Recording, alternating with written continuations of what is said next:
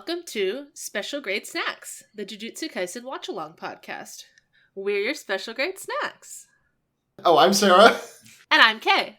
And we're also joined by friends and partners of the show, Niamh. Hi. And Amadeus. Hello. They both wanted to guest on the pod, and I figured, let's end this season off with a big farewell. The season finale extravaganza. Yeah, season finale extravaganza. Big Shibuya is over. We've done it. Been compromised to a permanent end. Damn. They weren't lying. That Shibuya Can incident. Big Shibuya is over party. Oh. It's very funny that they show it as just like a black hole in the sky. It's not good. Yeah. Yeah. Shibuya incident's over. Now on to bigger and darker things. Shit's bad. Don't go to Shibuya on October 31st, 2018. Worst mistake of my life. Let's all go to Shibuya on October 1st, 2018. The look on Jidori Yuji's face will be epic. No, it will not be epic. But yeah, we finally finished. It's been a long road for all four of us, but it's been we got to the end of Jujutsu Kaisen Season 2 Shibuya Incident. How does everyone feel? I feel sad for the animators, first of all. Yes. Yes. Yeah. The situation was bad. Yes. I definitely feel like I saw some corners being cut, which I can't be mad at them. They're allowed. I would be perfectly happy if they cut even more corners. You could see the corners being cut, and also it still looked really good. There was a lot of incredible shit. Yeah, give them $1 million and a million years vacation. Yeah, they made Toji beat up on those bunnies so graphically, and for what? He exploded all of them. This episode, how much of this, Kenjaku and Chozo fight was even in it? I feel like almost none. Right, yeah. They did so much good shit. They did. The behind-the-back clappy? Are you kidding me? That was so good. He lifted a pillar with blood. I don't know how much blood you need to do that. It seemed like a lot. Did you hear what Kamo said? I was very high pressure blood. He was the one who had the pressure. Yeah, he was the one who had the blood pressure of 420/69. Yeah, he did. Yeah, they put a lot in this. Yeah, it's it is very visually impressive. Yeah, I'm glad that they were able to produce something like this despite everything, even though they shouldn't have been under those conditions anyway. So, Niamh, you hadn't watched most of this season until very recently. Until these past 2 weeks, you had really just kind of let the episodes... Yeah, I just kind of let them, come out. Yeah, and nothing wrong with that. So I was, watching them as you rewatched them, and the episode that struck me the most on that front was, the Maharaga episode, which, again, looked absolutely phenomenal. That fight is so good. That fight looks so sick, and then you can tell, at the end of it, there's a minute and a half of specials playing over, 10 different static drawings of Shibuya in the aftermath, and you can just very much tell that it's okay, we gotta get a minute and a half worth of TV on here, let's do what we can. It does hit, though. It does hit. Yeah. And, you can go on Twitter and see, a bunch of cuts from that fight that got, cut for time, basically. There's a bunch of, halfway done parts of the fight that they couldn't finish. Absolutely. You can't really tell. It's a lot of cool stuff. It's sad that it couldn't make it in, but the fight looks amazing. What they managed to accomplish is amazing. Yeah. I wonder what will happen going forward with MAPPA in general, and also with Jujutsu Kaisen animated. Yeah, I mean, I really want to hope that something will happen. I mean, but I don't know that it will. Another one of their lead animators left MAPPA and started his own company. Another one. This is the second or third time it's happened, to my recollection. Yeah.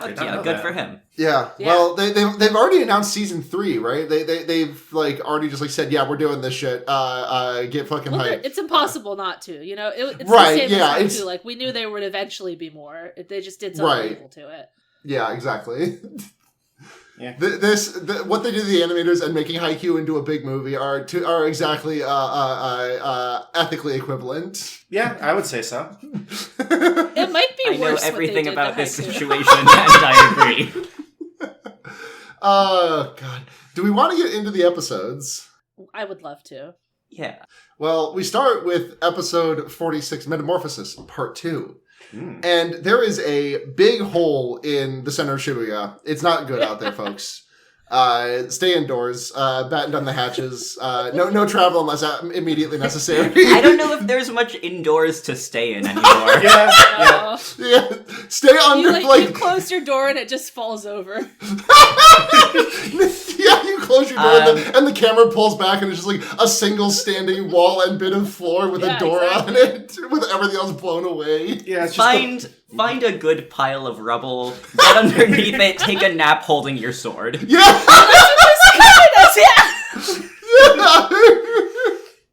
It's like the homie didn't have blankets meme.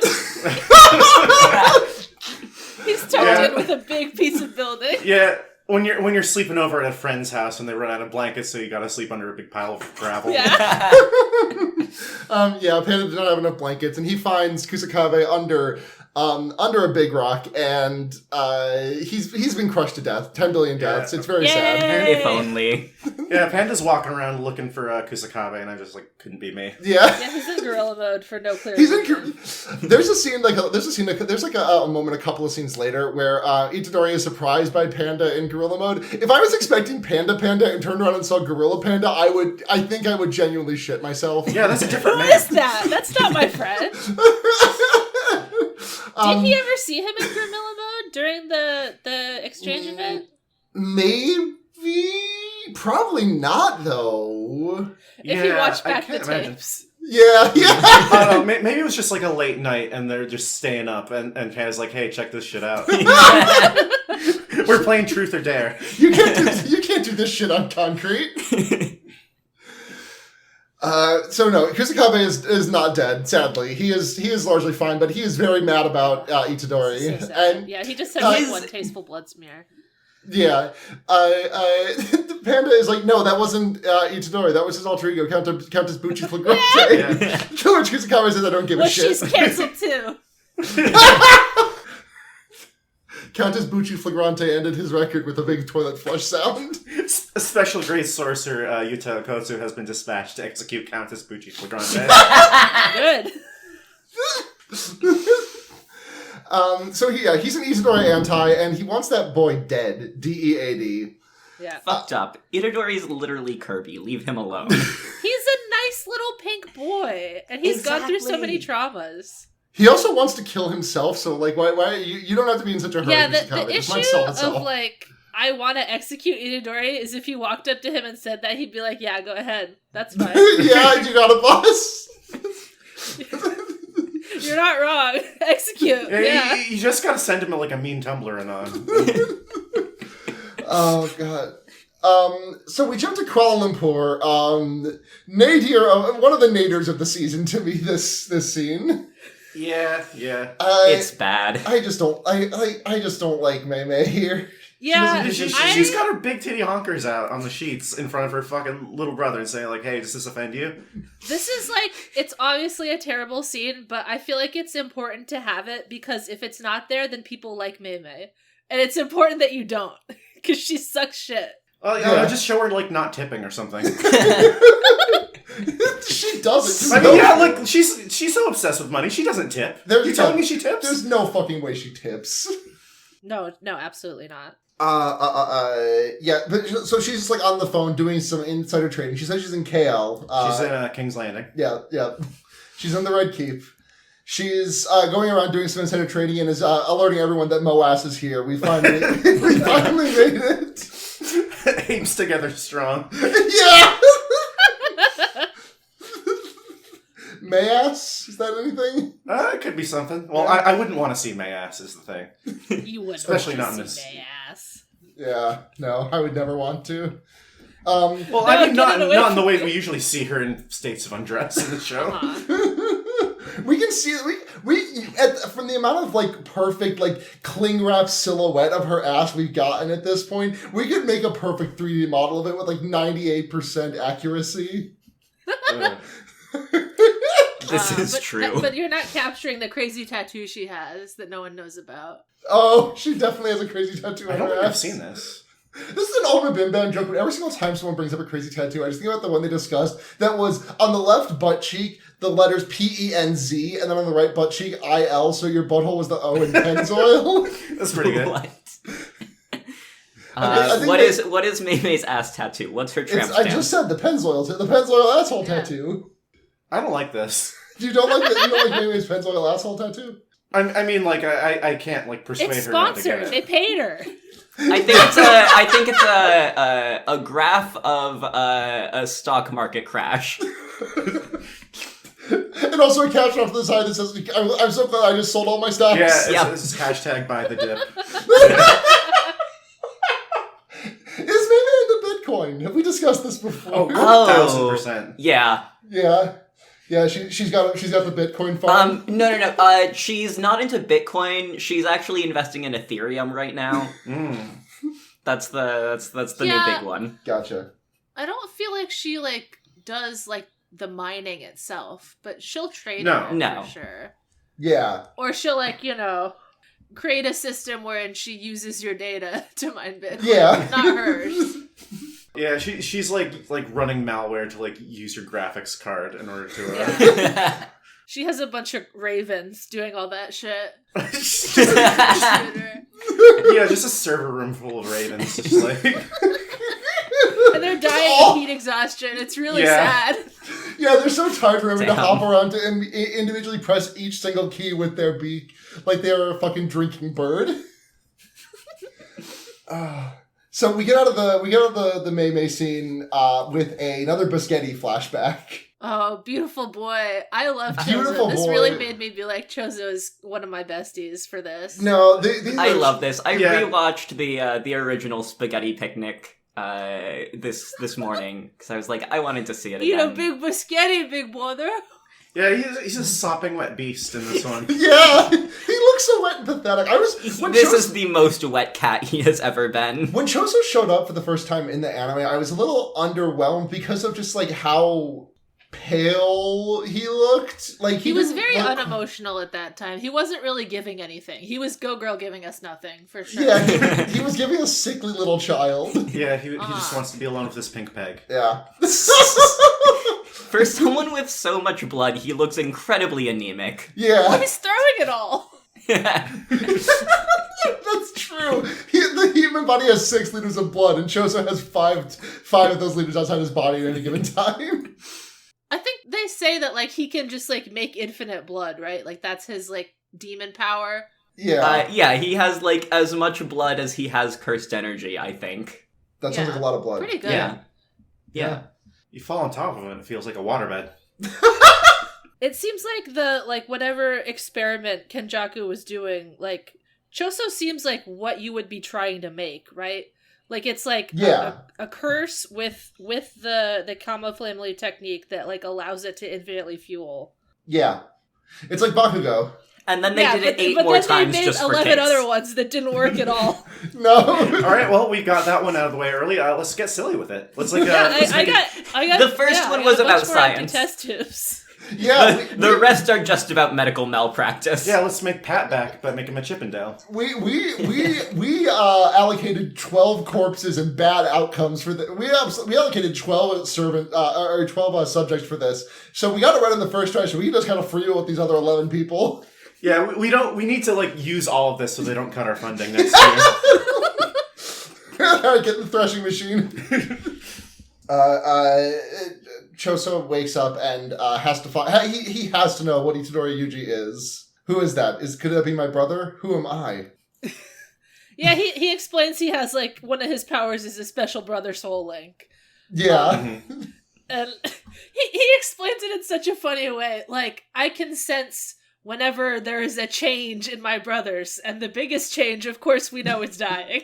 Yeah, can't argue with that, really. From alive to death, it is one of the biggest changes. When you go from being alive to Chozo, not being alive. I'm glad that Chozo would also know immediately if one of his siblings decided to transition. Yeah. Well, I'm the eldest brother to, 9 brothers and 1 sister now. I'm so happy. 8 brothers and 2 sisters. I'm getting an update. I'm just hearing this for the first time right now. You're telling me this now for the first time. Oh god, Choso has like functionally what happened when I tried to come out to my brother, and he already knew because he like saw my yes. Please tell me. I found this out over Christmas. This is a very so a couple of years ago when I was coming out to various family members, as one does. So I invite my brother out to I think it was just into my room so we could talk one-on-one, and I was just like, I told him the whole deal, and he was like, great, yeah, I kind of already knew. I've been following your Tumblr, and I noticed you changed your pronouns a while ago. And I was like, oh, added on Tumblr. Yeah, it was I mean I'm glad he was very supportive, but that was not what I was expecting. You can't have your brother following your Tumblr. It's not No, okay. I can't. I don't need him to see all the dumb bullshit that I say. I'm sorry. I thank you so much for supporting me, brother, but you are soft blocked. Goodbye. DNI if you were related to me by blood. You were blood related to me. Joseph says that this episode. If you're my evil father or mother, it's on site with you. Yeah. If you're my daddy or my mommy or my Nora Toshikamo. It's interesting that Chozo is I have 3 parents, first of all. Yes, great start. Yes, my daddy and my mommy and my Nora Toshikamo. It seems like he has not only fondness for the poor woman that Kenjaku did all that shit to, but also maybe the curse. He doesn't give it a mean voice when he talks about it being his dad. It would be funny if he gave it a dumb voice though. It's oh, this is what my dad talks like. My stupid ass fucking hate my dad. I hate my fucking dad. I think Kenjaku is kind of stepdad Ron in this situation.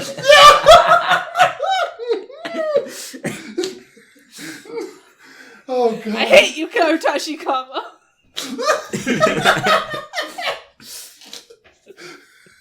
Who's the dog that you're writing that on? I'm spelling out blood. This is get out of my house.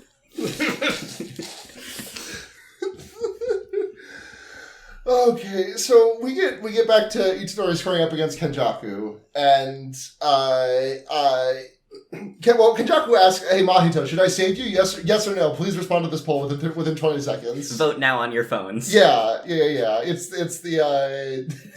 the fucking Maple Pines. Should I kill you? Yes, that definitely, so absolutely. hard. I'm using so much cellular data. I'm voting so many times. It plays the fucking special Gay Boys music at this part. I was mad. I was like, no, Mahito can't have that. That's Gojo's special music for when he's having a gay moment. Yeah.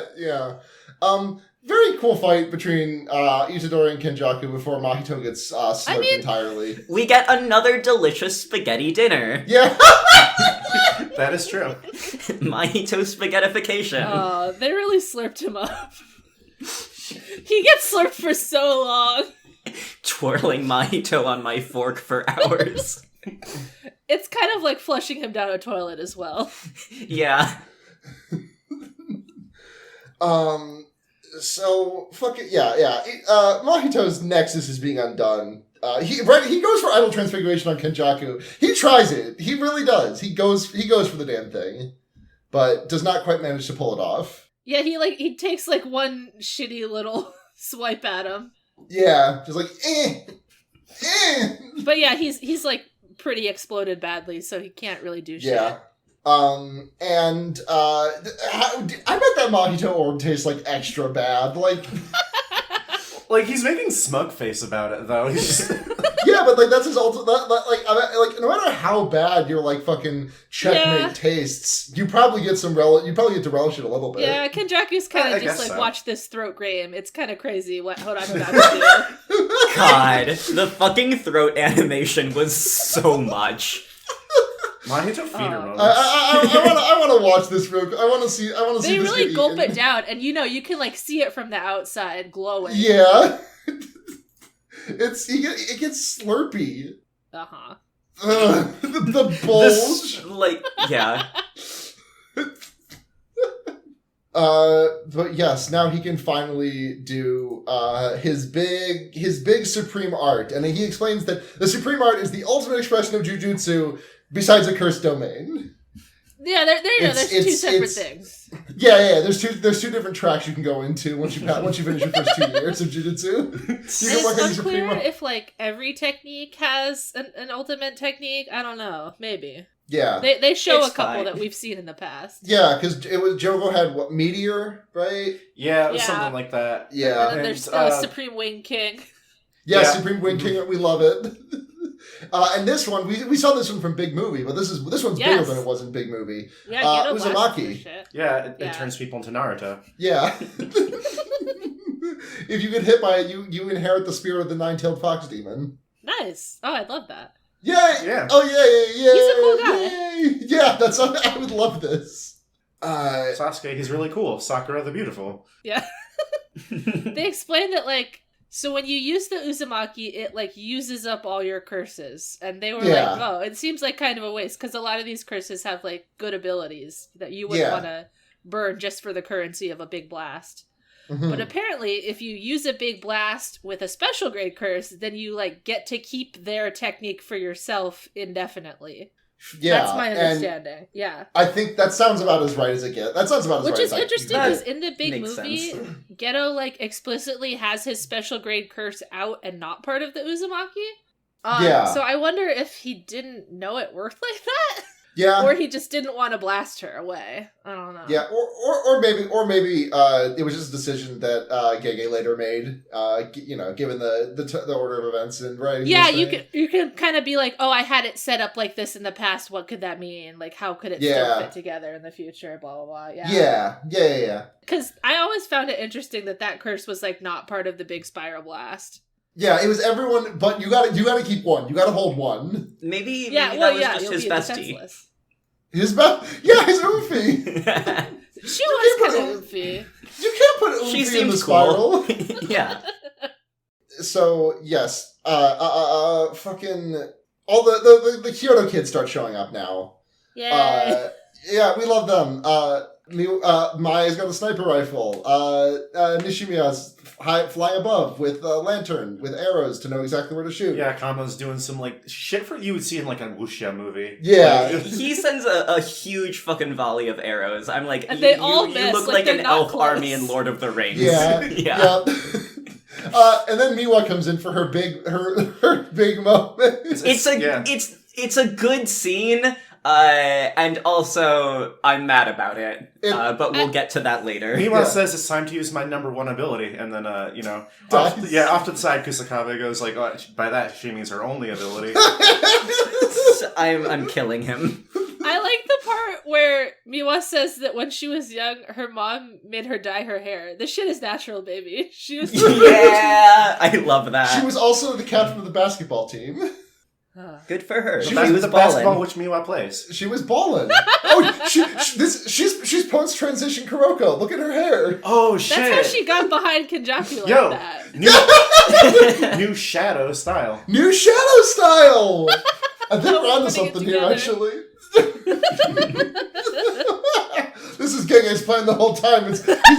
You remember the basketball mini chapter, the story running past the guys who Gege totally knows all about Kuroko. Yeah, there's a generation of miracles, and it's all guys who are just set really mean screens. Oh, they set incredible screens. It's so fucking funny. That's so funny. Because I feel like that almost never comes up in actual Kuroko. No, because that's actual basketball. Yeah. Yeah, well, occasionally they'll remember that there's, like, free throws or something like that. Fucking Miwa puts all of her everything into swinging her katana at Kenjaku, and Kenjaku just catches it. Yeah, it's Krillin throwing the Kiens on it. Yeah, so. it's Aizen catching. It's Aizen catching Ichigo's blade in Bleach. Yeah, I haven't seen Bleach. I also haven't seen Bleach. Later, Momo does, like, her big wind slice, too, and it does nothing. Yeah. She's like, fine. Yeah. But Miwa gets blocked, and then her katana breaks, and then Kenjaku's like, "Yeah, I'm gonna sandblast this soup cracker and use Uzumaki on this bitch." The Uzumaki was so fucking extra. I do want to point out when Mai is shooting at them, Kenjaku's like, "Oh, sniper rifle, cool. Yeah, I approve." Yeah, I like that. I appreciate that technology. This body ate shit to some practical weapons once. Yeah. But before Miwa can get blasted, Kusakabe shows up and does simple domain and saves her. And also Utahime is there. For some reason, she doesn't really do anything. She's charging her technique. You better watch out. Yeah. Everyone is like, Utahime, why are you out front? You should stay behind because your technique is you have a barred power buff. Except they won't reveal that for years. Yeah. Yeah, Utahime, what are you doing on the front lines? We don't care you. I care her. I love her. I love her. Yeah, Panda shows up, and this is the scene where I was talking about, where Itadori turns around and is just surprised to see Gorilla Panda. I like anything that's a reference to the movie, so I like that Panda's like, "That's Geto Sugura. I know him from the movie." I literally have that written down in my notes. It's like, Panda, oh, that's Geto Suguru. I know him from Big Movie. Have you seen the movie? I was in it, actually. Yeah. Sure, you gotta watch this movie. If you haven't seen it, Crunchyroll is just going to autoplay it after this episode anyway. It always does. Yes. Choso shows up on the screen, and he is grunting like he's holding something in. This man is trying very hard not to shit his pants. He's going through it badly. Yeah. He's got blood manipulation. He's not a poop manipulation. That would be a very bad curse technique. I'm sorry that I birthed it into this world, even conceptually. Well, you know what? We all make mistakes. Yeah, we do. But we are going to have to ask you to leave. Okay, you guys got this episode from here then? Yep, alright. Yep. Alright, cool. Niamh, please. Alright, I'll text you if I need to have you answer any questions about League of Legends or anything. No, it's okay. You killed Sarah on mic like that? You shoot me dead? You've talked about League of Legends on the show before. Yes, I have. But that's the Kay also can answer that to me. No, but what if Kay says something like, "Oh, this is just like when Heimerdinger does his Q," and I'll be like, "Sarah, what does that mean?" And he just sets up a turret. Oh, okay. Yeah, he sets a turret. That's fun. He puts it right there. Yeah. And, ooh, you really hate it when he does that. Yeah. If he presses R first, he can put down a big turret with his Q. That's crazy. Right? Yeah, how come he didn't do that in Arcane? I think he hasn't invented it yet. He hasn't gone insane yet. Just annoying. So this is when we get the history of Noritoshi Kamo. This Not is that one. Choso shows up to give his "I fucking hate Kamo Noritoshi" copy pasta, the Jürgen Leitner one. Yeah. This is also the that infamous Pokemon Showdown, like, I fucking quit this game forever. Yeah. He is just very angry. Yeah. Hate. There is not enough words to describe how much I've come to hate. The whole 75 miles of blood or whatever. Yeah, exactly. The whole fucking AM monologue. Yeah. Okay. That's me. Yes, Kamo Noritoshi is the one who created all. He's the worst sorcerer in history. Not that one, though. He's the evilest man in the world. It's like one of my favorite jokes in the manga, I think. It's such a good joke. He does Bryan Cranston me.gif. Yeah. I differentiate them in my notes by Kamo Noritoshi parentheses derogatory and Kamo Noritoshi parentheses affectionate. Yeah, it's so fucking funny that a dude will be like, I hate this woman that I fucked and I hate this baby that we made. I'm gonna name it after, like, the Hitler of our times. Christ! Well, this is just for Sarah, but it's like if in the first episode of ReZero, if Amelia had actually been named Satella. Yeah. That's pretty good. Moving on. Yeah. Kenjaku 6 Ureume on Choso, but Choso is ready to fucking clap back. Literally. Yeah, he does clap back. He, like, gets put in a fucking Nelson hold or what the fuck ever, and he, like, slaps his hand behind his back and blasts blood. He makes his cheeks clap. Yeah, yes, exactly. Yes. And I would like to go on record and state that I think hemomancy is like the coolest power. It's such a fucking good technique. Like as far as superpowers go, number one for me with a bullet, obviously shapeshifting. We don't have to go into it. But number two, in terms of coolness, hemomancy, 1,000%. It's so fucking sick. Blood is epic. It's very versatile. Blood. Yeah, I've heard because, like, stuff. On its face, it's so similar to water bending. told me this. Yeah. And then there's blood bending and water bending. But the extra stuff that he's added about, like, you can manipulate, like, the properties of your blood in your body to make you, like, roided up or whatever. You're in the part where Kamo is like, oh no, don't worry, I know it's cold, but it's fine. I'm fine. I can regulate my body temperature. Yeah, just like in part 1 of JoJo where he heats up his abs. Yeah. Kenjaku uses Geto's stingray from like episode 2 of this season, by the way. The one that they used to save, apparently there's just Rico. a lot of stingrays available. Cause we should take, like, any curses that Geto had before the movie are gone. Like, they're not in the repository anymore. But I guess just everyone who played Super Mario Sunshine has, like, developed that those level spheres sucks. over years. That level sucks. Oh, yeah, that one. Yeah. I mean, there's also probably a lot of eel curses as a result of that game, too. A lot of and after what happened to Steve Irwin. Yeah, after what happened to Steve Irwin when he tried to clean that giant eel's teeth to get the shine. So tragic. Yeah. We'll miss him. Rest in peace. I have a note for this fight, which is when Choso first does the piercing blood, and Kamo Noritoshi parentheses affectionate is like, whoa, that's so much pressure. There's this really nice, like, one frame, like, shot of just like I think just like blood vessels, just like the screen cuts so it's like just like close up of capillaries, and it looks really cool. It looks sick as shit, and then piercing blood is sick as shit. Yeah. Yes. We love it. I very like it. He's like, wow, blood. That's what I do. Yeah. That's crazy. Wow, just like me, for real. I do that. Yes. I do that. Yeah. Choso slices one of Geto's curses, which is Oyerprone Cornerstone Mask. Yeah. Just slices that bitch clean in half. He throws a thwomp, like a big thwomp is dropping down. Yeah. It's Ogre Pond Cornerstone Mask. I would never slice her with blood. She's nice. You would never slice her in half with blood like the hot dog? No. I fucking love that cut, by the way. Just like the thing, just like it falling to each side of Choso while he's on that like fucking pillar. It's sick. For my money, the best curse in this fight is definitely the Deflectotron. It's really good. Kenjaku is so... When Kenjaku, like, fucking leans 3 inches with a cunty little smile, I'm obsessed with it, honestly. Yeah. God. Which one was this? I don't seem to recall the Contatron. Deflectotron? Oh, the one... you just passed it. It's...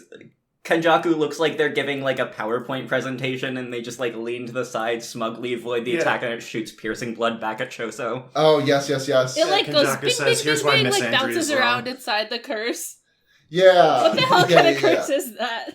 Well, it's a good fucking fight. Just some real fucking dick tugging, the men piss shit and die on the field. I mean, it's just like fucking, this is why Geto ruled. His power is so cool. Yeah, it is. Just so versatile. He has all these fucking little Pokemon that he can send out. Well, genuinely, like, after I watched this episode, I was like, man, if I had time, I would go back and watch his fight against Toji. Oh, yeah, that's a good fight. Yeah. When he does the little finger gun, the pew-pew. Yeah, that's so good.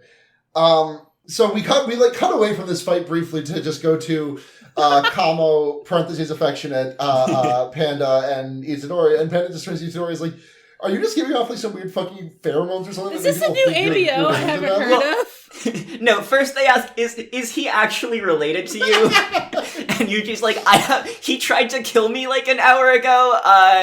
No. Oh, that's how brothers are sometimes. Yeah. That's classic sibling shit. Yep. He wouldn't let me be Luigi when we played Mario Party, and hands of blows over that. Itadori just canonically lets off brother stink. He does, apparently, yeah. look at him and imagine not wanting to be related to him. Come on. Imagine growing up with Itadori as your brother. Think about how good you'd be a Double Dash. The small pink boy. He would love to play Melee. He would play as Yoshi. He would love to play Melee with you. Yeah. I would love to play Melee with him. Who would Itadori play in Melee? I mean, Kirby's in that's a good that. question. Kirby. I think Donkey Kong. I was Kirby going to say is like in that Captain one. Falcon. Oh, yeah, Falcon. Yes, Mhm. absolutely. That's a good call. He does love a Falcon punch. He does. What about a Falcon kick? Mm. Yeah. Hitting someone hitting someone with a sweet spot knee is basically Divergent Fist. Pretty much, yeah. Yeah, like if you get them with a weak hit. Yeah? Yeah. Then that's Melee. That's Melee. Yeah, okay. Well, okay. I'm glad that I was able to be someone else for Niamh to bounce off of that. But I've been exiled, so I'm gonna go ahead and head out of here for my Poopamancy jokes. Sorry. Bye forever. Bye forever. Oh, the other cool thing Choso does in this fight is he puts the blood on his feet and jets around with it. I love that. Yeah. I love when he's like standing in the little like blood balls. It's so good. It's all good. Everyone's getting pumped up. They're like, oh, we're gonna get back Prison Realm, but just kidding. Frost Calm. Uraume is here. We love our little non-binary freak. I love them. I love their voice actor. I don't know who it is, but yeah, I was expecting their voice to be much more effeminate when I read the manga, but yeah, I think it's their voice is everything real is good. Very androgynous with them. Yeah, it is definitely androgynous. It's just like towards one side of the scale more than I thought it was going to be, which I think it's really deep and husky. Yeah, I think that's a good choice. Like, yeah, this isn't a complaint from me. I'm gonna be honest. It's a little sexy. Yeah. Yes, Uraume comes in almost full sweeps this whole fucking team, by the way. It's a spread damage attack. Uraume was fucking slush rushing everybody. Like, icicle crash, icicle crash, icicle crash, pow, pow, pow, KO. There's one really good animation of them where they kind of like slide roll into frame from nowhere, and it's just like very smooth and cool looking. Yeah, they're fucking smooth and cool looking. MX Cool exactly. Ice. I've been saying this. Yeah. Choso is like half wrapped up by Frost Calm. It's very funny because he's like his like right half is free and he's just like kind of wiggling trying to get loose. There's an excellent shot where there's just like the like itty bitty background Choso trapped in ice. It's so good. So gumpy. Uraume is like, oh, should I deal with these fuckers? And like heals the stigmata that they'd gotten from Choso's piercing blood blasting. Yeah, which will come back later. Yeah. Uraume has reverse curse technique. Good for them. Good for them. This is when Nishim.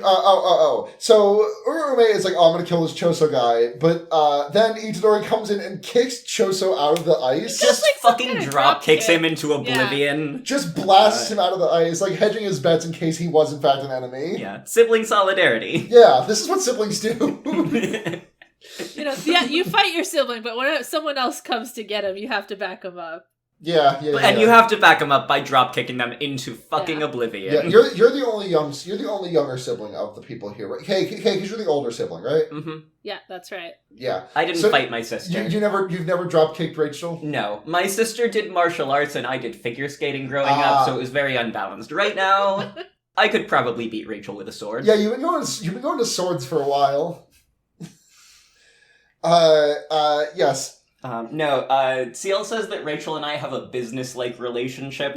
That's true. You did like we had you did enter like legal arguments to decide who got to keep Kirby's air ride. We had a polite custody battle over all of our GameCube and Wii games when she moved to the West Coast. Yeah. And you got to keep Kirby air ride. Yes. Yeah. That's important. That's very important. I think I also have Shadow the Hedgehog. Oh, okay. Well, you won that. Not that you can win this, but you absolutely won that. I think she has our Zelda collection, though, is the thing. Ooh, that's rough. Yeah. Easier to steal, But they remake those all the time. You don't need that too. So after Itadori frees Choso, he's like, Itadori's like, hey, you're our ally, right? Wait, I want to say. No. Oh, go on. This part where like Itadori like kicks him and lands in like whatever his like fancy 3-point stance, and Choso like slides and wiggles and almost falls down. It's so delightful. Like they didn't have to put that in, but it's just nice. Yeah. He's just a funny guy just sliding around. I freaking love this guy, honestly. It's a Choso sweep to me here at the end. Choso really grew on me this watch through. Like I liked him when I read the manga. I liked him fine, but like he really, really grew on me when I watched this season. Yeah, he's a Blorbo for me now. Yeah. He's funny. No. He's nice. His power kicks ass. What more do you need? There's nothing more you need.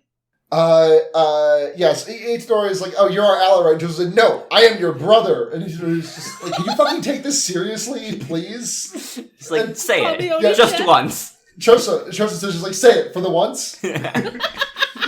Would you say it for the once? Would you call me your Oni-chan for the once?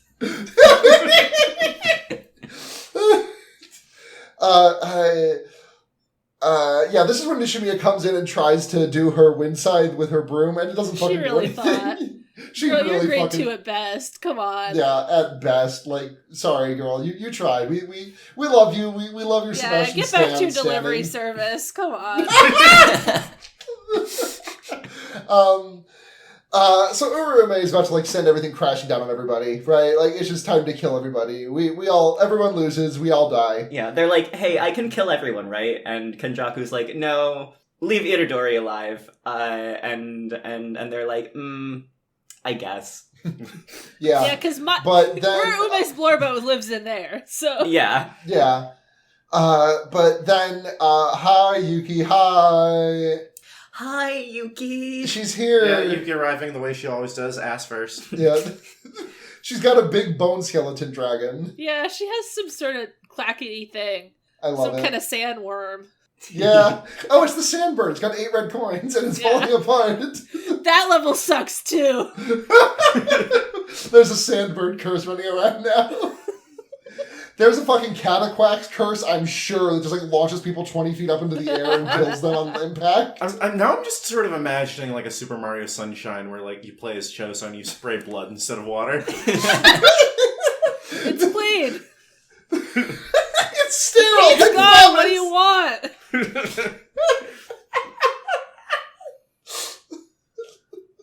I'm sorry, just bloody water Delfino Plaza is like, I cannot imagine it without just like no eyes bleeding Mario. He gets poisoning immediately. I'm thinking this is all just sounding like a creepypasta. That's exactly what I was thinking, yeah. Like, oh my god, the guy doesn't give you sunglasses to take he cuts your eyes out so you can't see the sun anymore. And then I watched him eat a spaghetti dinner. Mario and Choso could have the spaghetti dinner together. Wow, that's the like Venn diagram overlap. The episode ends with Yuki asking Geto, please tell me now the type of the woman that you are interested in. It's just being homophobically. Yeah. You know, this is reference to Young Boy's Gojo High School arc. So, this is a great episode for me, because those are my 2 favorite parts of Jujutsu Kaisen. Yeah. Yuki Tsukumo and Young Boy's Gojo. Well, no, there was a movie reference earlier, and now this part is referencing Baby Boy's time. Okay. And that is the first episode, Metamorphosis Part 2. Pretty good episode, I would say. Gregor Samsa's revenge. Yes. I thought it was good. I don't know about y'all. I thought it was really good. It was a good episode. Yeah? I enjoy it. What happened next? Oh, sure. I'll tell you what happened next. So, very important to note, first of all, the next episode starts with the OP. There's no cold open. Yeah. And if you watch that OP carefully, you'll see a special boy who wasn't there before. My special. He is my special. Wait, I actually did not catch that. They cut out the part with Shoko smoking, and instead it's Yuta with his sword. Oh, I didn't realize they cut Shoko for that. Yeah, I was like checking like how they slotted it in, if they like sped something up or something. It's just like after the part where Nobara covers her eye, instead of Shoko, it's Yuta. Gotcha. Yeah, he does a little sword gleam. There he is. That's my special. Yeah, he's nice. We love him. Yeah. This is the last specials that we'll ever get on the show. I just want to shout it out. I think it's the best OP of the show so far, still. Unquestionably. Yeah, yes. I would say so as well. 100%. Not a fucking question. Matches up perfectly with We Are Number Not One. only is it the best OP, the song just goes. Like, I have it on my rotation. I'm like, fuck yeah. Yeah. I'm gonna see how many scrabbles I have of specials on Last FM. Yeah, Amadeus kind of went into a hole after I introduced them to the series, the same way that I did when I got introduced to the series back in, late 2020? Jesus Christ, that was over 3 years ago. Yeah, I remember this is the first thing we watched after we finished Beck. Oh my god, yeah. That's crazy. That was so long ago. It was. Yeah, the Specials, the single, like, album art, like, the Specials, the single was in your, like, top 25 last year, wasn't it? Not top 25, top 50. Oh, probably. It was in, like, my 10 by 10. Yeah. It's as so good. was And Lost you know in how, Paradise. like, anime songs will always have, like, the extended version and the actual thing, Yeah. and sometimes it's, like, nothing. But the extra stuff in Specials is really good. There's, It's like, great. a whole little extra I love you, baby part that rules. There's, like, a breakdown that rules. Fucking good-ass song. You are my fucking special. You're number one. No. Okay. Do we fucking have to do this? I'm just saying my piece. Well, okay. When you actually sit down and open Fruity Loops and mash these things together, I will give it a consideration. But until then, you're just farting in a ventilator. When I do that, you'll be upset that you could not see it with your heart the whole time. Okay, so this episode opens with Yuki Big hole. and Kenjaku are like speaking on their philosophies. They do their little, like, exposition debate club. Yeah. It's good. I really like how Yuki, like, she says her piece, like, humanity's next stage is freeing us from cursed energy. And Kenjaku just, like, takes that in really calmly and just like, no, it's optimizing cursed energy. And declines to explain. And Yuki's like, Yuki just turns to... she just turns to Yuki like, what the... Yuki's like, hey, I have the monopoly on saying cryptic bullshit that doesn't make sense. Where does this guy get off? Can you fucking believe this guy? Well, fucking audacity. Yuki has some clocky shoulders in this episode. I was very supportive. Yeah, Good for her. Yuki is transgender. Yuki Tsukuma, you are transgender to me. Yeah, she's 10 million feet tall. And she has a cool shirt. She's huge. I started reading a manga today about a tall girl who plays trombone. I got a movie for you. Amadeus has referred I have to me two movies for you. Tall Girl, the sequel. Yeah. Amadeus has referred to me as they're dating Tall Girl from the movie Tall Girl. Tall Girl. You could be dating Tall Girl too, you know. If you find another one. Is it the same in both movies? Is it the same tall girl in both movies? Yeah, it's the same tall girl. She's just. It would be crazy if it was like.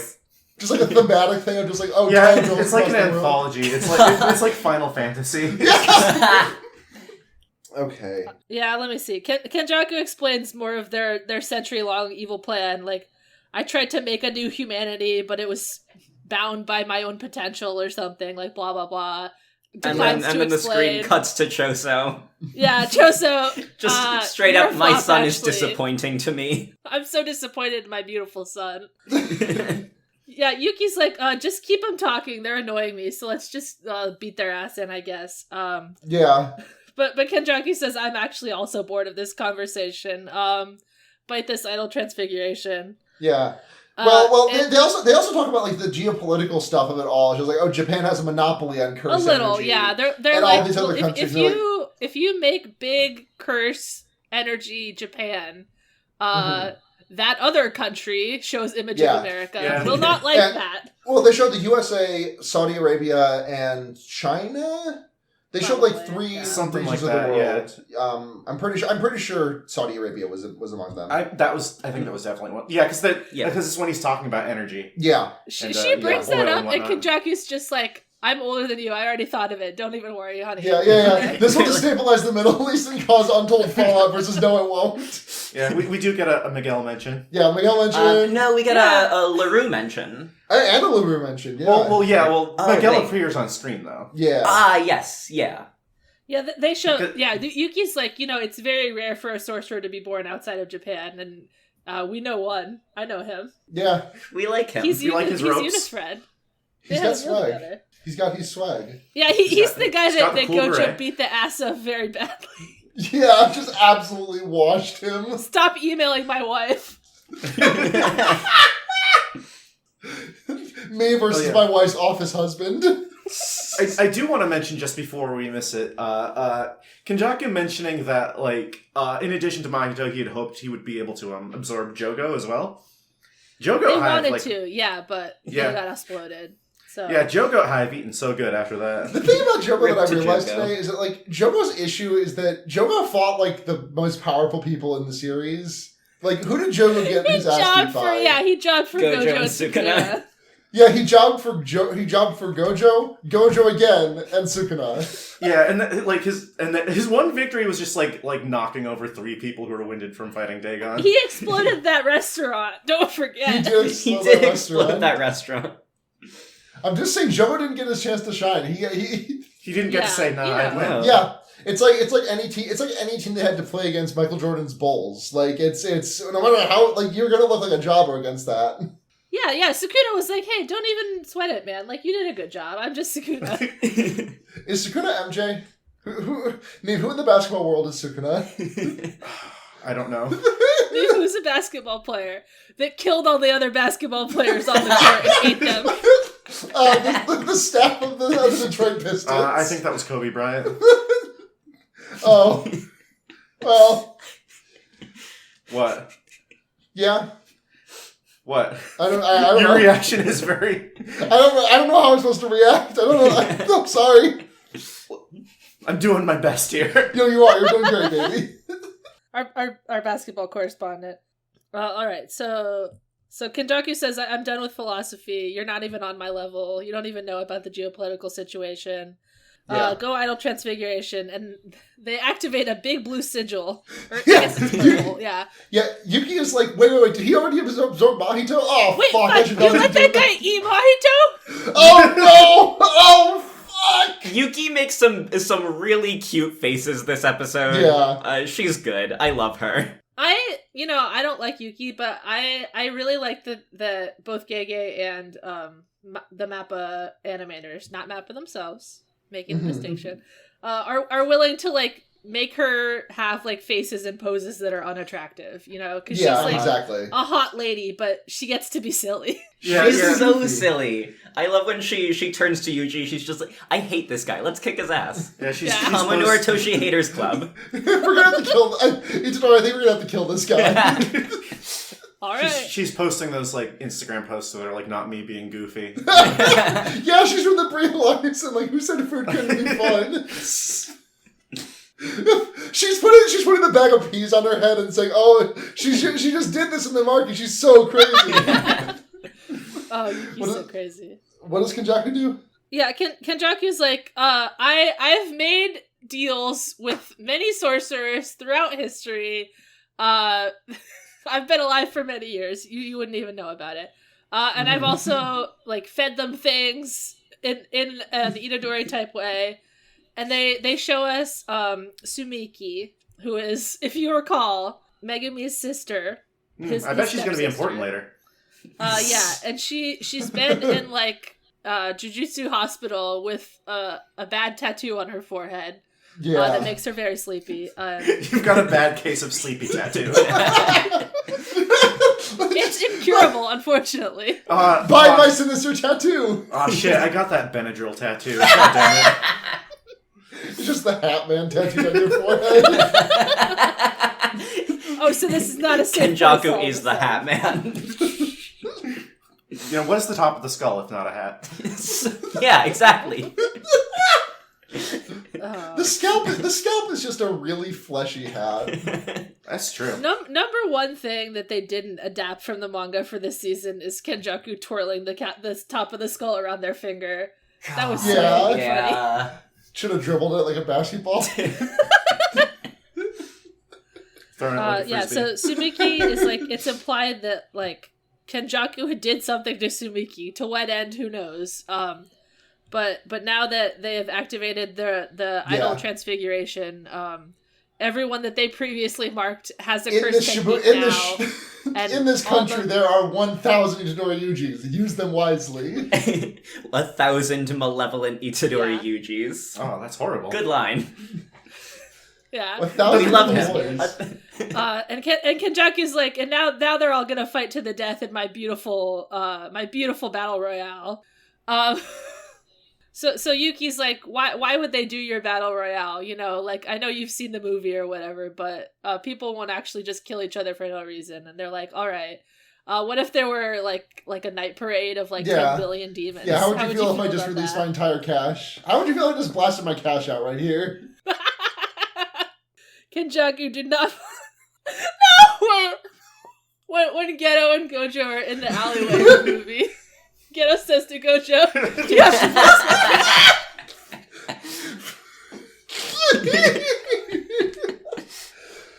You can't let my daughter see it. You have to bless my cash. They're too young. They're going to die too soon. I don't want them to remember me like that. Please.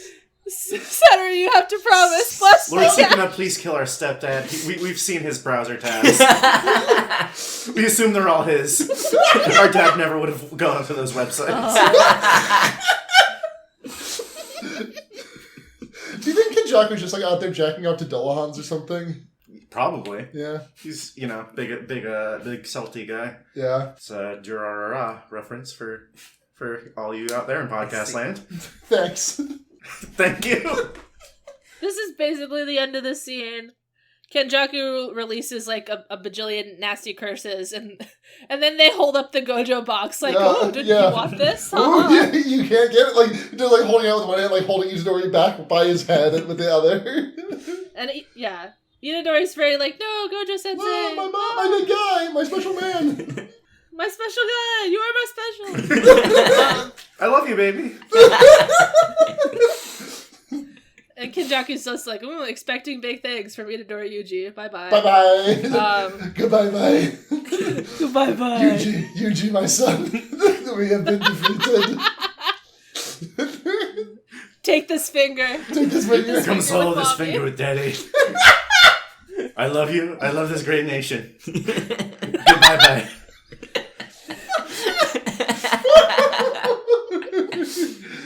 This is like the 5th time we've done that joke on the podcast. And it always kills. It's always good. Alright, so we transition out of the characters and objects we know to a bunch of like news clips of what's going on with Japan ever since Shibuya got exploded. I love this sequence. It's really good. Yeah. There's some Paddlebor's 2 stuff going on. And there's a lot of people like the rest of Japan is kind of like, that was weird. Why is the power out in Shibuya? Yeah. I wonder what's going on. Is it terrorism? Is it the power grid? That shit's crazy out there. Is this due to woke? And there's like one like room full of like, I guess like the kind of like the inter-sorcerer to real world liaisons or whatever. Yeah. Where they're like, this is not so good. I guess we're gonna have to go live about magic being real. Yeah, but only in Tokyo. Yeah. Magic is real, but only in Tokyo. Send all your bad vibes there. Yeah, no one can find the Prime Minister. They must have had a special grade cursed tool, Doohickey. Fuck, dude, where's our Prime Minister? Special grade Doohickey? That's what Playful Cloud is.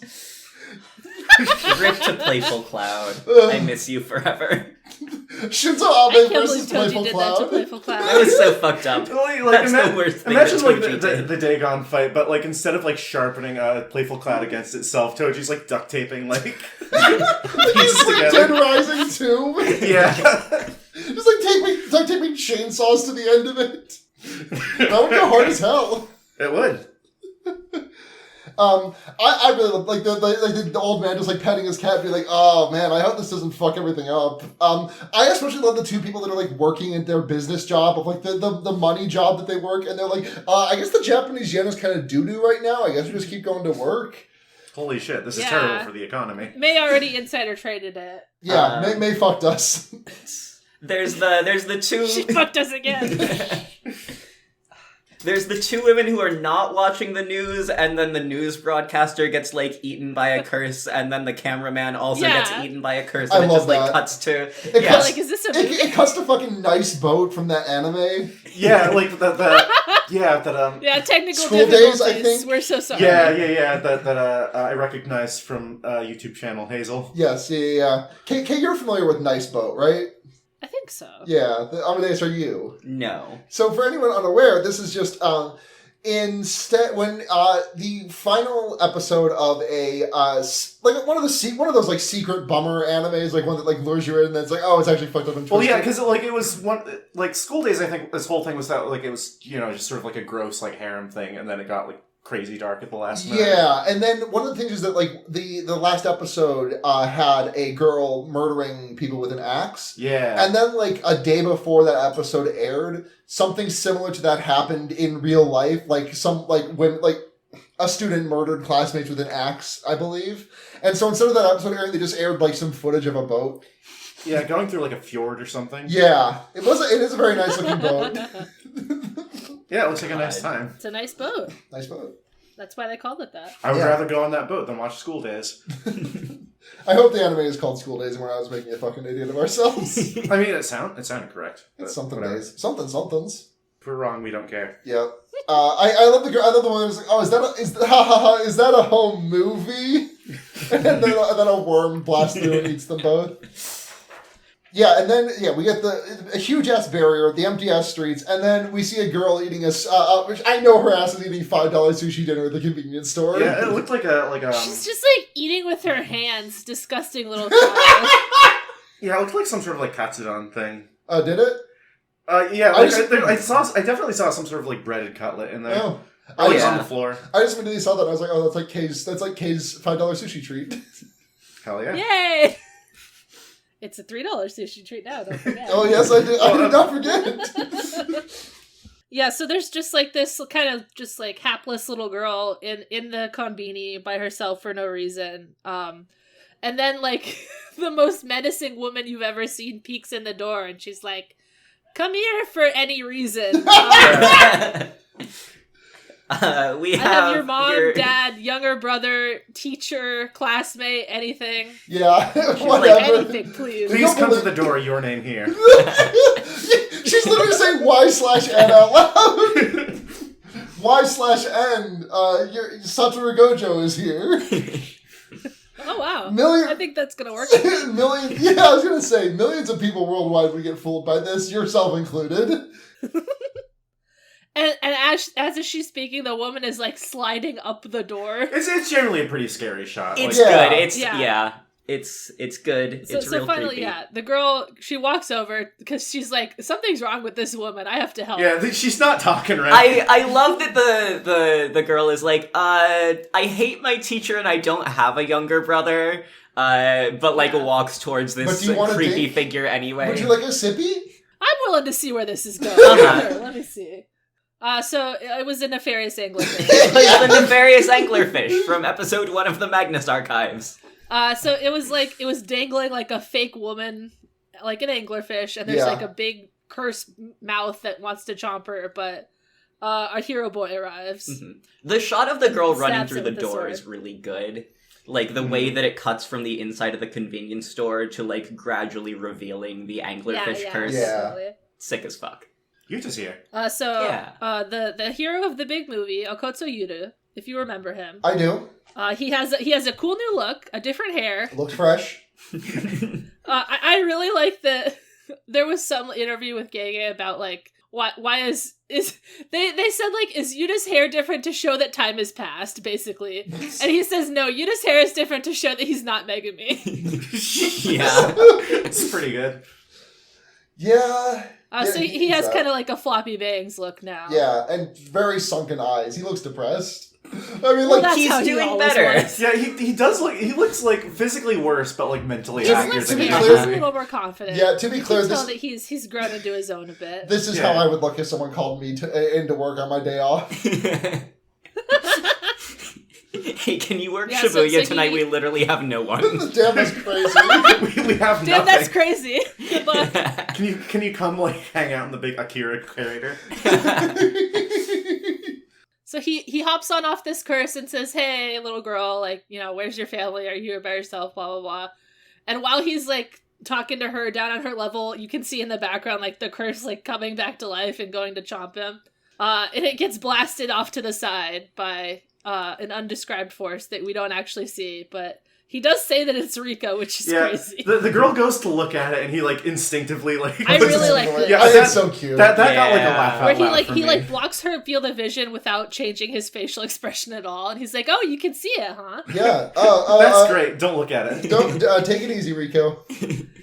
Rika has made the biggest blood explosion you could possibly imagine. Biggest one we've seen since Hanami. And he's like, Rika, you have to be less rude about it. There's children here. We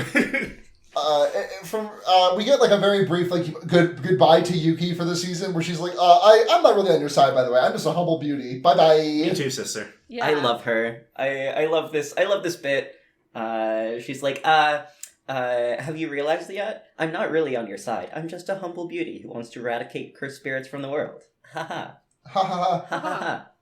Ha ha. I have to go talk to Tengen, finally. I've been putting it off for so long. I've needed to talk to Tengen since I showed up in Young Boys. I've spent the entire last 7 years fucking off. I need to go stand in Tengen room with Choso for 100 chapters. Sorry, Yuji, if this looks heterosexual to the viewers. So Akotsu goes and appears before Ye Old Sealy, just like the windows. The like screens they have, yeah. We've seen Gojo in this room. He was in this room in the movie, even. He was. Yeah. He was. It's all big movie references here, folks. You gotta see this movie, I'm telling you. It's a great flick. We find out that we find out that Inuyaki lost not one but 2 arms, which is news to me. I'm not crazy. Convinced it's both arms. Yeah, when I read the manga, I was like, "Oh, did I like skip over that somehow?"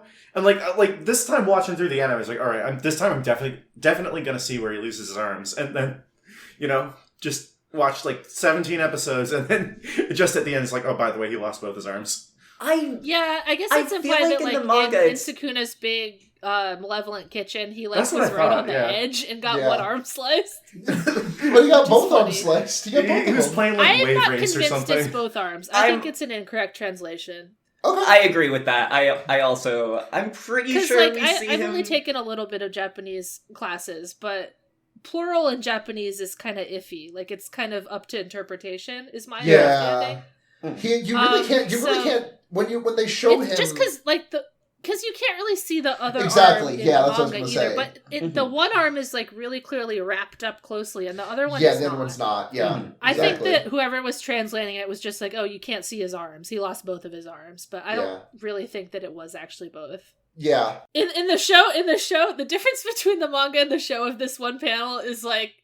In the show, Inuyaki is like arching his back. Yeah, he's making like a glamour photography pose. Right, he makes so much. This is how Yuta thinks of him. He's giving the sultriest like kombu. Yeah. I'm quitting sorcery, new career in modeling. Yeah. You can't see it under my collar, but I have some very plump lips down here. The camera loves them. Yeah. You just like, well, that was my guy, that was my boy. That was the homie. So Itadori sliced him badly, and I don't care for that. So yeah, I'll kill him. Whatever. Yeah. I will kill Itadori Yuji. And now we get a notice from Jujutsu, which Geto's it's so funny. Geto is still kicking. Kill his ass. 2, it was definitely Geto Suguru. I don't know why he's not dead, but kill him again. Yeah. If Geto Suguru comes back, kill him again.com. 2, keep Gojo's fruity ass in that box. Gojo was helping. Look at his gay ass. 2, even Satoru Gojo gets in trouble. 3, even the teacher gets in trouble. Kill Yaga. We hate his ass. We haven't figured out why Geto and Gojo are both evil. But possibly the teacher, right? This is probably a systemic issue. We gotta take this all the way to the top. 4, looks like Itadori is back on the menu. 5, but only for Yuta. Don't go fighting. Go fighting Itadori if you're not Yuta. We like him. Yeah. He's our new special grade guy. We have lined this kill up for him. If anyone else takes it, they will not get any of the points that have been promised Yuta. You'll be grounded. We have promised Yuta 50 good boy points for taking care of this like a good little puppet. You're going to your funny room that for they're 1, just 4, like, 8, I don't 9. know. Gojo in the box forever. We don't like him anymore. Yuta, you're our new special boy. Yep. And then the episode ends, right, with Itadori doing his time.is sync clap. Yeah. Yeah, pretty much. Yeah. Yeah, I think there's the thing with where Itadori is like on a bridge walking. Yeah, with his and flashlight. he does like a dramatic clap to summon the curses to fight, basically. Yeah. It's like Come get just dawn. It's really good. It's a good shot. Yeah. Great image. And Toby continued. Yeah, Yeah, this is Toby kind of a weird continued. spot to leave off on for, like, if you're only watching the show, I feel like. Yeah. Yeah. Yeah, because in I the kinda manga, like it kind it. of like rolls right into the next thing, so you just Yeah. have to kind of artificially make a cut here. Yeah. Mm-hmm. They I could think have it's ended it on like depressed Itadori on the stairs. That could have been okay, but it's pretty bummer ending for the season. I mean, pretty bummer season. Yeah. Yeah, pretty bummer season. But I also appreciate like the visual language of like, okay, the sun is finally rising again. Like things can get better at this point. yeah, I'll Itadori take will it. keep fighting. Yeah. In his new non-red hoodie. Yeah. His new black hoodie to signify that he's evil. Mm. Make him understand. Yeah, he's got like Boulevard of Broken Dreams playing on his earbuds. Yeah. So wow, I mean, the boy from the movie is gonna fight Itadori in the next season. That's so scary. How Yeah. can he beat him? Yeah, that's crazy. Do we have questions? Oh yes. I know we already went over this from Fraud Kuna 2024. I know we already went over this on the Discord, but what are the hosts and guests as to Yuta's answer for Toto's question? I think you and I have discussed this, Amadeus, because it's scary, right? Yeah, I specifically said they meet at the exchange event. Toto is JoJo posing at him and is like, "Hey, what kind of girls do you like?" Yuta, trembling like a chihuahua, is like, scary. I think Just so weird. looks at cursed engagement ring. Looks at Maki. We see like a Yeah. little thought bubble above Toto's head that has like Elvira in it. Yeah. Yes. he like clapped him on the shoulders, like, or it's like, Yuta, I'm sorry, she's gay. I have to let him down, Izzy. Yeah. Someone else just asked. This is making me think of a thing on the moment, but someone else asked any recommendations for finishing JJK now that JJK is finished, which was not a question to be answered on the podcast, but I would like to answer that now and just see if you go around the table, see if anyone would like to say if you are experiencing Jujutsu Kaisen withdrawal, maybe consider watching blank. Oh. What I know this is last second, but are the people in for this? Hey, does everyone know that Hunter x Hunter is really good? Does everyone? Yeah, more and more people are saying More this. More and more people are But saying this. we each have to say one. So Amadeus has claimed Hunter x Hunter now. Damn It's it. got little boys. It's got non-binary baddies. Yep. My gender It's got warrior. ridiculous powers and murder. Yep. My poll is going to be, go check out fucking Dungeon Meshi. I watched the first episode last week, and I've read 2/3 of the manga at this point, and we'll probably finish that within 2 or 3 days. It's really That's good. gonna be mine. We love Dungeon Meshi. But yes. Niamh, what do you got? This is a good question. I would have said Hunter x Hunter, but yeah, sorry to but steal it. Amadeus already said that, so I guess I will also go with a Togashi series. One that is, contemporary sort of urban setting with an ne'er-do-well teen with big strength. Yu Yu Hakusho. Yeah, we love Yusuke Urameshi. It's not the one with the puppets, Kay, just to clear you No. up. I learned this now. Now I know. Because, No, because Zatch I Bell. sent you the grandma. Alright. Yeah. Yeah. You sent us Genkai. Kay, what do you got on the table? What do you have anything with boys in it? You gotta watch Haiku. It's Yeah. the best Oh, anime. Haikyuu- If you haven't seen Haiku, it's like people will like kind of dunk on sports anime a lot about like, it's just like kind of boring bullshit or whatever. It's But good as the thing. it's the perfect sports anime. It is generally like one of forget sports anime. Like I think it's probably like one of the best shonen anime ever. Yeah. I mean, it's such a thoughtful like manga, and the adaptation is pretty good too. But It's like genuinely it so has good. really solid themes, which is kind of rare for anime like that. Outside of like your friends or your power or whatever, there's like actual themes and stuff that they're digging at in it. Mhm. And all the characters are fucking completely delightful. Yeah, key theme. What if there was a Bo-Katan? If you like meeting like funny boys, there's nothing better. Yeah. If Inumaki is there for one. Inumaki's there, and he gets to say other words. God, yeah. Inumaki is the voice of a big bad in Hunter x Hunter. It's great. Yeah, there's a few crossovers. Inumaki is Tsukishima. Kuro is Gojo. Gojo, yeah, of course. How could we forget? Always voicing someone that the ladies are big horny for. Is Suabe? He's hot. Did Suabe in My Hero? Did Suabe make it into Haikyuu at some point, or is he too sexual? I don't think so. He's kind of like an evil man. Yeah, I love you, Junichi Suabe. Although he's fucking Victor in Yuri on Ice, so he's got the range. Yeah. Do we want to go to the spoiler zone? Do we have spoilers? We can talk about the spoilers. So we've got we can talk about the next season. Yeah, domain expansion, Forbidden Library. Good. So culling game. It sure is a culling game. I'm a fucking culling game. Seeing this setup for it has me more excited, even though I know that I want to sit down and reread Culling Game now that I'm not at it weekly. I'm sure I'll have a higher opinion on it if I can just go through it quickly. Yeah, I am one of the people who likes the Culling Game more than most people. I'm a Culling Game enjoyer. I like it a lot more than I thought I would at the beginning of Culling Game when I was very bored of it. Because all the characters he introduces are good. He's great at characters, and they're all interesting and fun. Yeah, there's so many fun new guys. There's a beautiful lawyer who goes off the rails. Yeah, it was really nice of Gege to give us a new Nanami after the old one exploded. I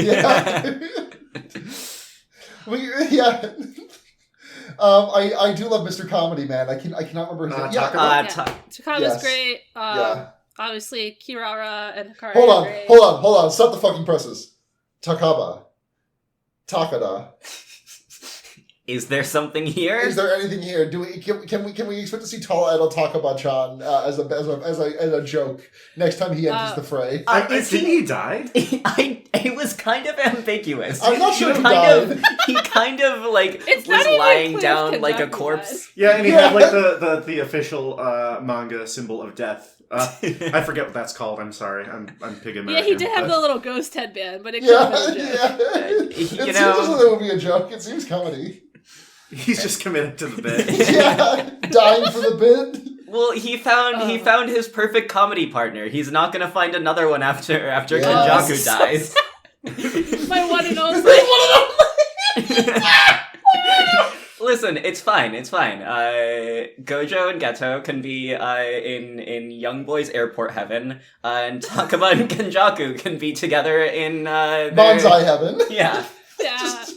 Me and my brain, my beautiful brain that I love. Their Bonsai routine would go so hard. If Kenjaku got into a little bit of physical comedy, popping the brain out, spinning it around like a basketball. I'm not gonna go searching for a Tumblr post, but I did see a really good one that was tagged with these two. Talk about yeah. Oh god, we have to wait another 2 seasons to see Baddie Nurse Geto or Baddie Nurse Kenjaku. God. Oh fuck. But we do get to see Baddie Kaori Kenjaku next season. Probably. Yeah, Kenjaku MILF era! I was wondering I can't believe they still haven't revealed that. They teased it here with Itadori and Chozo are blood related. And don't worry about Chozo and Kenjaku are blood related. But they didn't go that last one step to let you know what the fuck is going on. Yeah, exactly. They're scared. They're scared to admit it. What do we think? So we're in the middle, as of recording, we are in the middle of a 3 or 4 week break from Gege, which, good for you. Take your rest. Take your nappies. It's on a cliffhanger after Higuruma exploded badly. And we got a cliffhanger of Itadori about to potentially drive the dagger into Sukuna's back. What do we think is going to happen? Because obviously he's not going to sink this dagger. What do we think is going to happen here? What's going to intervene? Will Ume finally come in, having dealt with Hikari? What are we taking, gang? It's just question. So impossible to predict from week to week, honestly. It is. Because he can jump anywhere to any characters, too. Yeah. He loves doing that shit.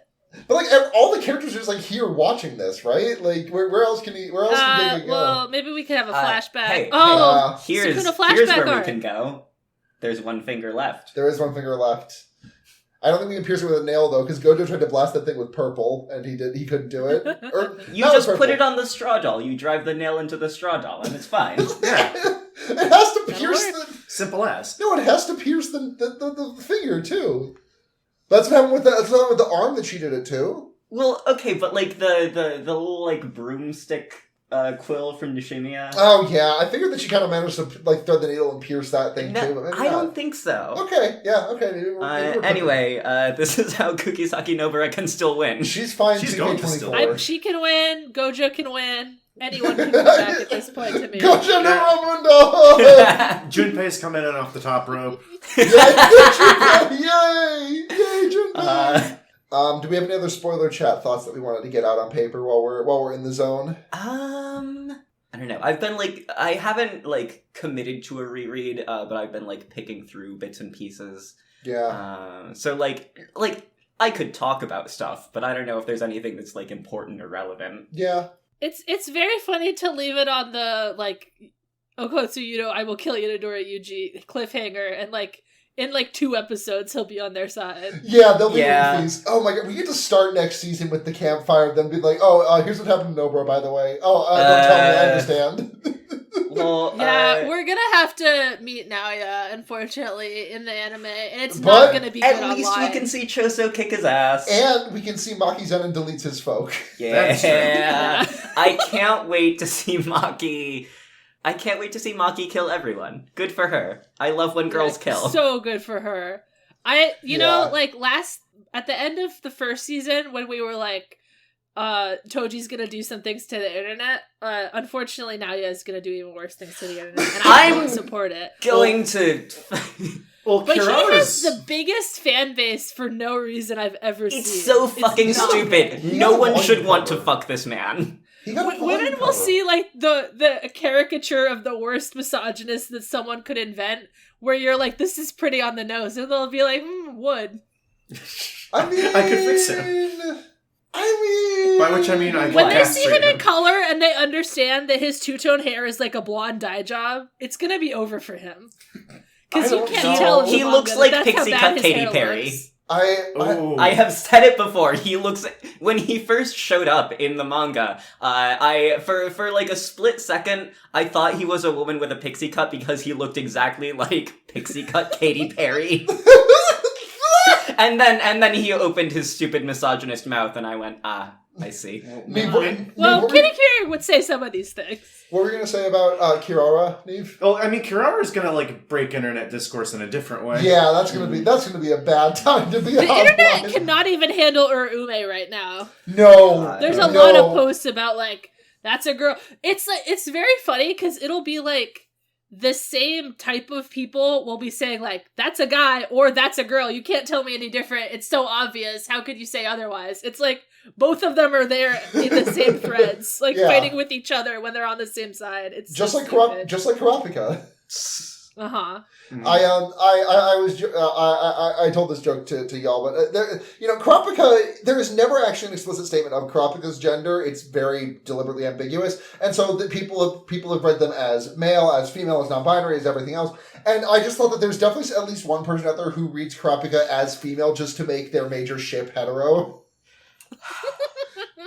That sucks. Yeah. I hate the world we live in. But they can't hurt us. We can hurt them, though. We can! We can hurt them. With your support, if you give us enough reviews on iTunes, we can hurt them with our cool sword. Alright, do we want to wrap up? Get out of here? Yeah, unless you want me to read the post that I found on air. I would, sure, let's hit it. Worst ways we can cut it. No, it's not that I don't appreciate the flirting. I just wish you wouldn't do it while I'm in the middle of vivisecting you. Yes, I know it's really hot when I'm covered in your blood elbow deep in your chest cavity. That's why I keep vivisecting you. But I keep getting flustered and dropping your liver, and it's really slippery, so I keep dropping it over and over again, leading to very comedic slapstick comedy where I slip on your blood and fall over really funny. Tagged Takaken. That's kind of you can make a ship anything, Yeah, that's what's so beautiful about our anime. There's someone out there to whom that is Juzo ex Gojo. Oh God, yeah. You remember Juzo the Kodak man? Remember Gojo? Oh, I try to forget. Him up real good. Satoru Gujo. All right. Thank you very much, both Amadeus and Niamh, for guesting on this episode. It was an absolute delight. Yay. Thank you. Yay. This is a crazy way to find out you have another partner. Listen, I'm sorry to tell you earlier. It's just been kind of a whirlwind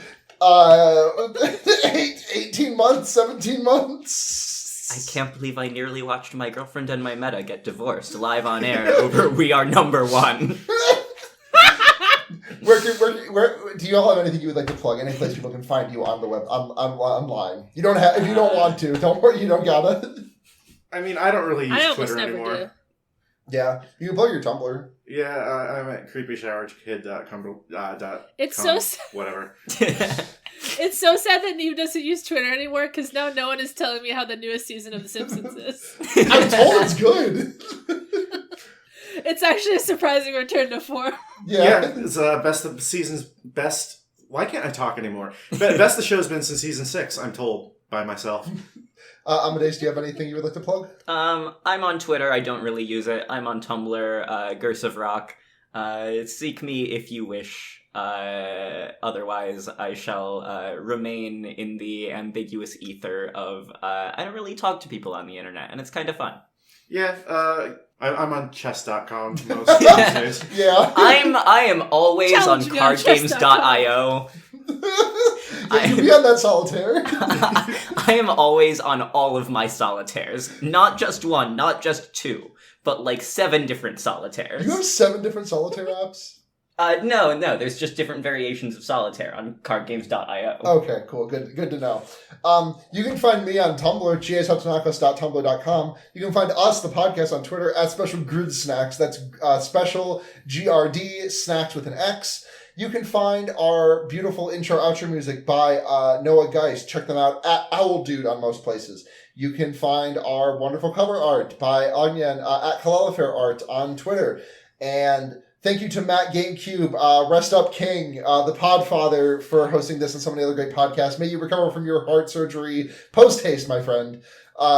Kay, anything from you? I think that if we decide to do any other podcast in between this and season 3, we'll post something on the Twitter for sure, and then I guess we could put like a mini or something in the feed, just because I know everyone doesn't look at the Twitter. Yeah. So if there's anything, we'll let you know. If you're interested, we'll probably do some other anime, maybe, or just sit around. Who knows? Well, just talking. That's my watch this space. We gotta talk. All right. Until next time. I'm Sarah. I'm Amadeus. Yeah. You can put a fucked up guy anywhere. No! No! Niamh, who are you? I guess I'm Niamh, I'm told. Yeah. And let's go get some snacks. Let's go get some snacks. Oh, it's bug snacks. We're number 1. Stop it!